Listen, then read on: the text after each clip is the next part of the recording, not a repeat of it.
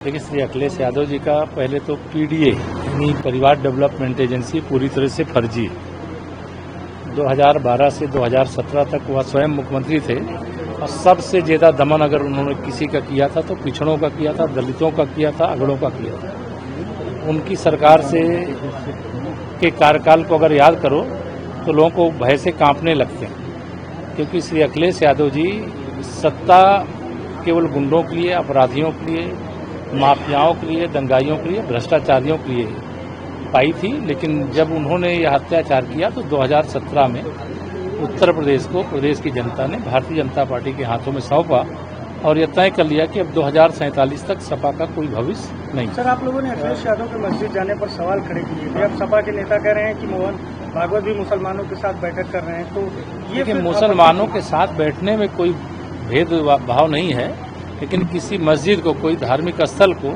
अगर कोई राजनीतिक स्थल बनावे, कोई वहां समाजवादी पार्टी की बैठक करे, समाजवादी पार्टी के सांसदों की बैठक करे, तो यह मस्जिद के अंदर नहीं होना चाहिए। भारतीय जनता पार्टी इसका विरोध करती है, लेकिन मौलाना अखिलेश यादव जी को लाल टोपी की जगह जालीदार टोपी लगा के जाना चाहिए। सर, कांग्रेस के नेता हैं उदित राज, उन्होंने राहुल गांधी को बाबा साहब अम्बेडकर से कंपेयर किया है और कहा है कि मॉडर्न डे अम्बेडकर है राहुल गांधी।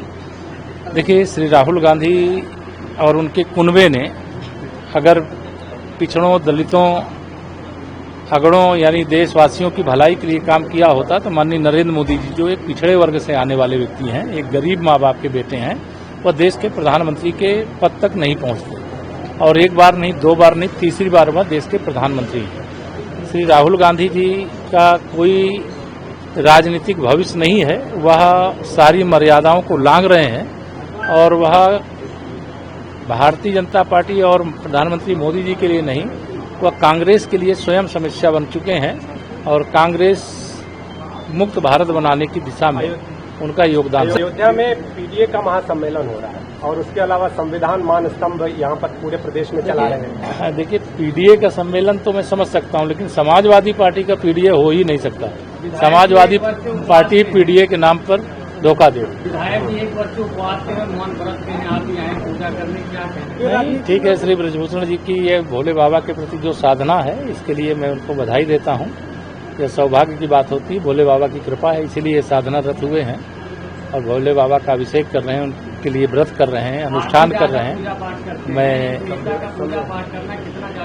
नहीं, नेता भी व्यक्ति होता है और अधिकारी भी व्यक्ति होता है, अभिनेता भी व्यक्ति होता है, पत्रकार भी व्यक्ति होता है। जिसको भगवान के प्रति श्रद्धा होती है वो पूजा करता है। पूरे प्रदेश में संविधान को लेकर समाजवादी पार्टी कहीं न कहीं मुखर होती है। संविधान के दुश्मन हैं ये लोग। ये संविधान के प्रति मुखर होकर के केवल संविधान का, बाबा साहब भीमराव अम्बेडकर जी का अनादर ही करते हैं।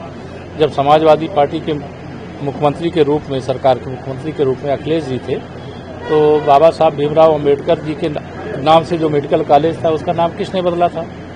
संविधान की धज्जियां उड़ाने वाला यह परिवार है, यह कुनबा है। इसलिए 2027 में सफाई जाने की तैयारी करें। प्राइम मिनिस्टर मोदी को दुनिया का सबसे लोकप्रिय नेता की जो लिस्ट है उसमें नंबर 1 का में आए हैं, जबकि बाकी जो लीडर्स हैं वो नीचे हैं। देखिए, माननीय प्रधानमंत्री मोदी जी दुनिया के नंबर 1 नेता हैं, इस पर हम सबको गर्व है। और दुनिया के 27 देशों का सर्वोच्च सम्मान भारत के प्रधानमंत्री माननीय श्री नरेंद्र मोदी जी को कोई उपहार में नहीं मिला है। वो उनकी सेवा, उनके द्वारा गरीब कल्याण, उनके द्वारा भारत के विकास, उनके द्वारा महिलाओं के सशक्तिकरण, उनके द्वारा जो कार्य किए गए हैं मुख्यमंत्री से लेकर के प्रधानमंत्री के पद तक रहते हुए, और वह देश के पहले ऐसे नेता हैं जो संवैधानिक मुखिया के रूप में, कभी राज्य के रूप में और 11 साल से देश के प्रधानमंत्री के रूप में सेवा दे रहे हैं। ऐसा गौरव देश की जनता ने, गुजरात की जनता ने माननीय मोदी जी को दिया है। हम सबको इस पर गर्व है।